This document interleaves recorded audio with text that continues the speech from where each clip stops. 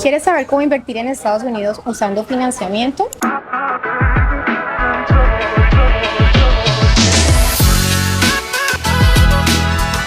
Hola, hoy estamos con Alejandro Uribe, un invitado súper especial, mortgage broker de la ciudad de Miami.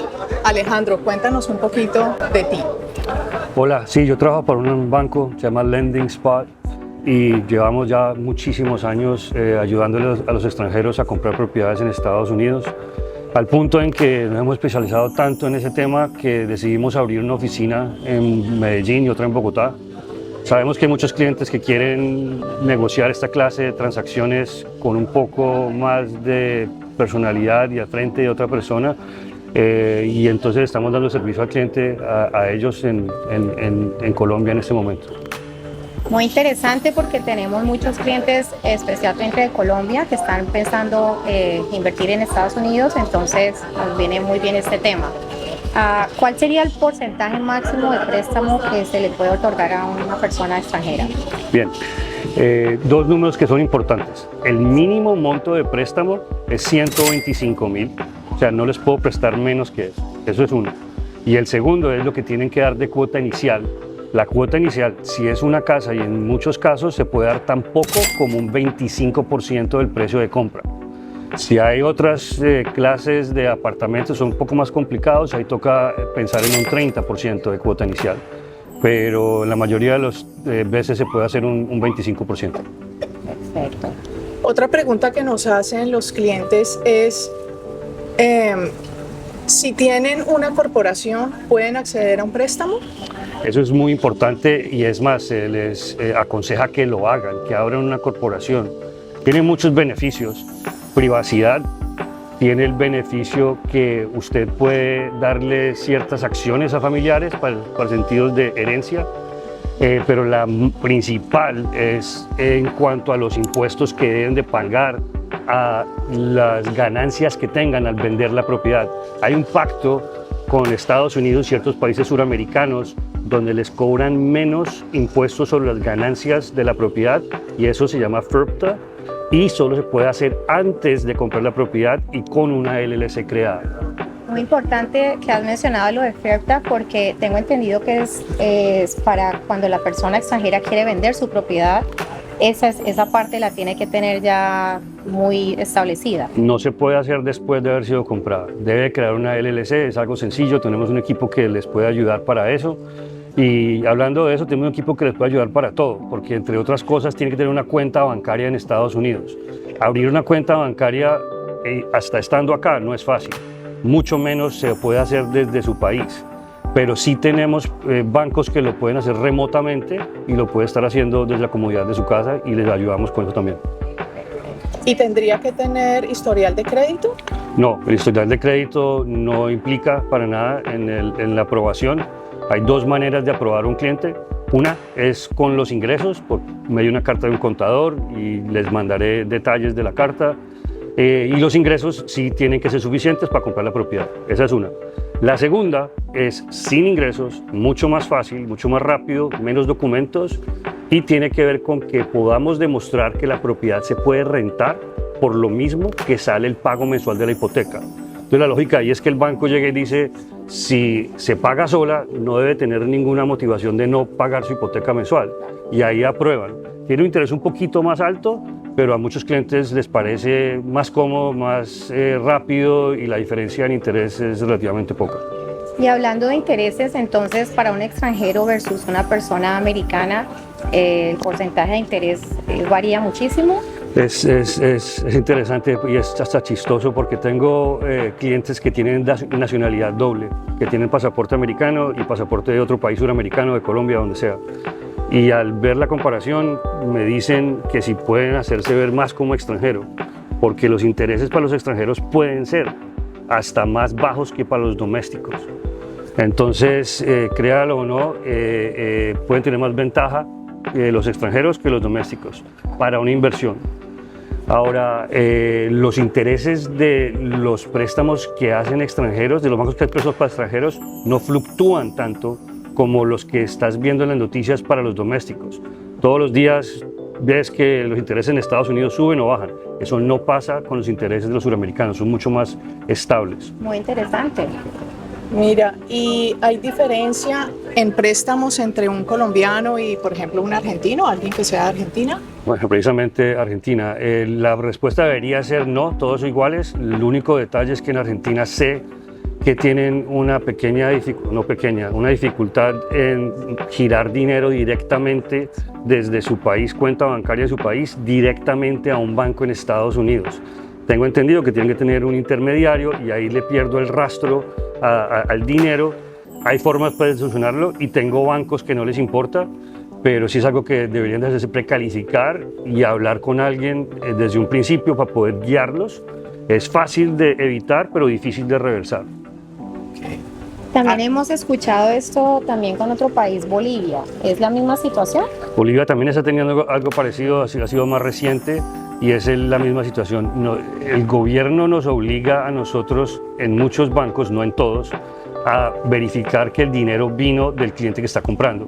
Sí tenemos otros bancos que no les importa, pero el interés es un poquito más alto en ese también. Entonces también depende de la necesidad de cada cliente. Alejandro, ¿y por qué es más fácil financiar? ¿Un condominio, un condo hotel, una casa? ¿Qué sería? En este orden de fácil a difícil, el más fácil es una casa, el que sigue es un condominio y el más difícil es un condo hotel. Desafortunadamente no sé por qué, eso es lo que yo me enfoco y lo que más hago es condo hotels. De pronto es masoquismo de parte mía, pero sí es el préstamo más difícil para hacer. Que requieren no tanto concentrarse en el cliente, sino en la propiedad en sí. Y es un tema más extenso. Y aquí en este edificio que estamos, que no es un condo hotel, pero está permitido rentas cortas, ¿sería más o menos esa categoría? Sí, correcto. Tenemos para rentas cortas, es más sencillo que el condo hotel. Rentas cortas permite tener ingresos de renta más altos, que volvemos al tema de que hay un programa que solo se califica con la renta y ayuda mucho que la renta sea más alta. Alejandro, otra pregunta que nos hacen hoy nuestros clientes es que si deben esperar a que bajen las tasas de interés. Sí, es muy común, me llega todos los días. Sinceramente, es un problema de aritmética y por favor hagan sus propios cálculos. Es así de sencillo. Si yo le hago un préstamo a usted por $500,000 y usted no compra porque el interés está 0,5% más alto de lo que usted lo quiere, dentro de 6 meses estás pagando el equivalente a $720 más de interés. Pero en esos mismos 6 meses, teniendo en cuenta que una propiedad se puede valorar entre 5 y 10%, cojamos el número más bajo, el 5%, que se valorizó un 5% anual. En esos 6 meses, usted dejó de ganarse $12,500. Entonces está dejando de comprar por ahorrarse 720 y está dejando $12,500 en la mesa. Sin hablar que cuando bajen los intereses va a salir todo el mundo a comprar. Y cuando salga todo el mundo a comprar va a haber ofertas y contraofertas y más ofertas y sube el valor de la propiedad. Lo vimos hace un par de años en la pandemia y era una guerra de ofertas donde estaban pidiendo 15-20% más del valor de precio de compra y en $500,000 esos son 100,000. Entonces, sinceramente, me llega muchas veces la pregunta, pero no la entiendo, es aritmética. Total. Y estamos en una ciudad donde es una ciudad que fluctúa más que cualquier otra ciudad en Estados Unidos. Siempre vamos a la tendencia hacia, o sea, bajadas, pero a la tendencia a la subida, no importa qué, es una ciudad en crecimiento. Propiedades están subiendo mucho de valor, están subiendo mucho valor, no es solo la inmigración suramericana, sino la inmigración doméstica. Exacto. Tenemos una cantidad de neoyorquinos, Los Ángeles, que les encanta el clima tan horrible que hay acá en este momento. Estas compañías que están viniendo a radicarse aquí, están viniendo con toda esta gente detrás. Las compañías más grandes del país están viniendo a establecer su hub, su headquarters acá, y todos sus empleados necesitan dónde vivir. Entonces eso es otra parte de la inmigración, el turismo, todo lo que tiene Miami, y no es lo mismo hablar del sur de la Florida, hablar de Chicago, de Detroit o algo por el estilo. Entonces cuando vean noticias que digan que los valores en Estados Unidos, concéntrense en la Florida. y especialmente South Florida, como has dicho, que es Miami, Broward, Palm Beach, es donde vemos este crecimiento que no para.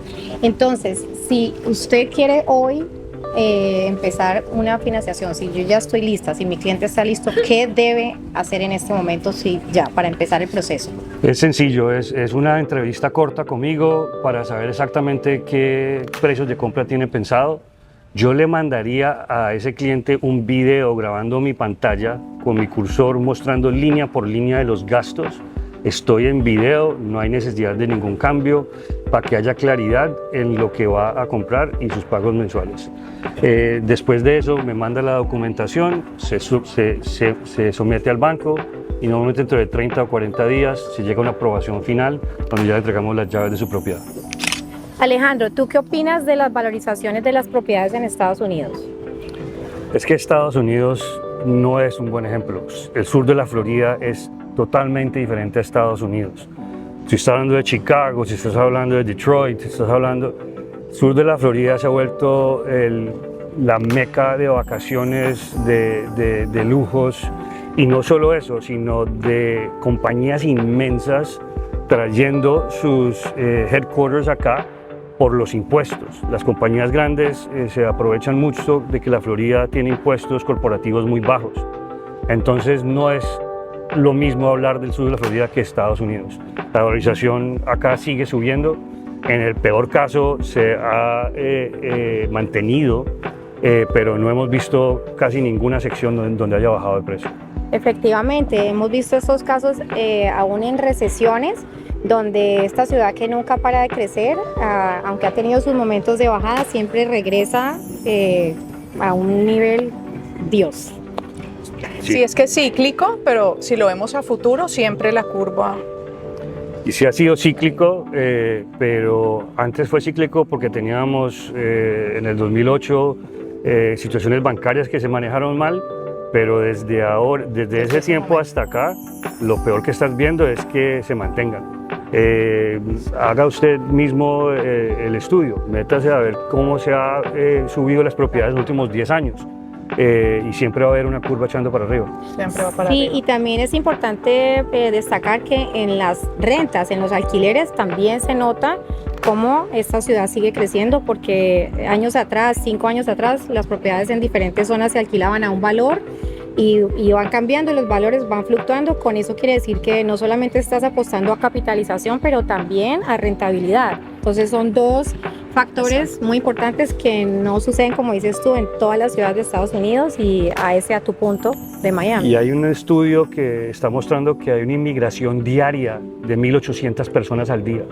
Y no es solo extranjeros, suramericanos, es diferentes partes del país en Estados Unidos que van a aprovechar el clima, las playas, los ahorros con los impuestos. Entonces tenemos muchos estadounidenses que se están viniendo a vivir al sur de la Florida también. Ese tema de los impuestos es súper importante, porque es que Chicago, New York tienen... Todos tienen impuestos corporativos muy grandes. Claro, entonces es interesante que todos estos headquarters o las casas matrices están ubicándose aquí, ya no es una filial, sino su casa principal, y con eso traen todos sus empleados que necesitan vivir, necesitan ir a los hijos a los colegios, o sea, es todo ¿no? un conjunto. Inyecta más población y por eso están construyendo tanto. Hay otra situación en que los edificios de 30 años o más han tenido un problema, y eso quita mucho el inventario disponible. Cuando usted ve en alguna publicación que el inventario está alto, que hay mucha propiedad vacía, si usted quita esos apartamentos de 30 años o más, que sí pueden estar en problemas, y es otro tema, el inventario que queda después de eso es el 20% de lo que es. El 80% del inventario son apartamentos desocupados de 30 años o más. Y nadie está comprando eso en este momento, pero los más jóvenes es únicamente el 20% que hay, entonces el inventario sí está escaso. Claro, así es, y exactamente de eso hablaba con un cliente en estos días que me decía que él veía que los precios estaban cayendo, y yo le decía, no, pero ¿en qué tipo de propiedades? Es ese tipo de propiedades que estás mencionando ahorita. Si usted mira la lógica detrás de eso, y por eso es que yo le urjo a los compradores que no se basen 100% en las noticias o en el vecino, sino que hagan un estudio muy básico. es que a raíz de que no hay muchos condominios de 30 años o menos, hay una presión a comprar condominios más jóvenes, no hay tanto inventario y está obligando a la familia a comprar una casa. Los precios de los hogares casas, que no son condominios, han subido en un 9% en los últimos 8 meses. Entonces, esa es la clase de crecimiento, de valorización de las propiedades de que estamos hablando. Exacto. Bueno, no, pues muchísimas gracias, Alejandro, por acompañarnos hoy y aclararnos una cantidad de inquietudes que tienen todos nuestros clientes de Latinoamérica. Bueno, aquí está. Si quieren información de cómo financiar, cómo pueden invertir en esta ciudad, aquí nos tienen, contactos. Sí, y es importante decir que Alejandro y su equipo tienen oficinas también en Colombia. Para estos clientes colombianos, si están interesados, por favor, déjanos saber y directamente te contactaremos con Alejandro, ya sea en Colombia o aquí. Gracias.